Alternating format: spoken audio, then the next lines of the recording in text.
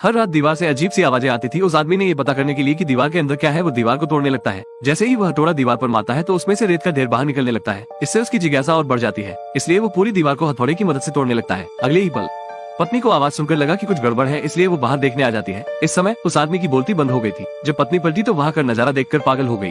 Police को जब call receive हुई तो वो मौके पर आ गई। अजीब बात यह है कि पुलिस का कुत्ता आते ही भौंकने लगा, जिससे जैक को एहसास हुआ कि कुछ गड़बड़ है। इसलिए उसने अपने आदमियों को कमरे की दीवार काटने का आदेश दिया। अंदर देखकर नहीं पता कि ये सच है या नहीं, वो एकदम से चौंक गया। इस कमरे में 8 लाशें छिपी हुई थी। कोई आश्चर्य नहीं कि हर रात शोर क्यों होता था। लाश के बगल में एक बक्सा था जिसमें मृतक का निजी सामान होना चाहिए। फोरेंसिक डॉक्टर द्वारा प्रारंभिक निर्णय के बाद ये मरे हुए लोग शायद 20 साल से भी ज्यादा समय से इस कमरे में सो रहे हैं और उनके सभी आंतरिक अंग निकाल दिए गए थे। हत्यारे ने उन्हें लपेटा और फिर उन्हें डिहाइड्रेट कर दिया ताकि कमरे में लाश की बदबू न रहे। कमरे की मालकिन एक बूढ़ी औरत है। कुछ साल पहले उसके पति की मृत्यु हो गई, जिसके बाद वो नर्सिंग होम में अकेली रहती है। पूछताछ के सामने तो औरत चुप रही, लेकिन जब उसे कमरे में शव के बारे में बताया गया तो वह अचानक चिल्लाने लगी। नर्स उसे तुरंत से वहाँ से ले जाने लगती है। जाते समय महिला ने मेज पर कांटा चम्मच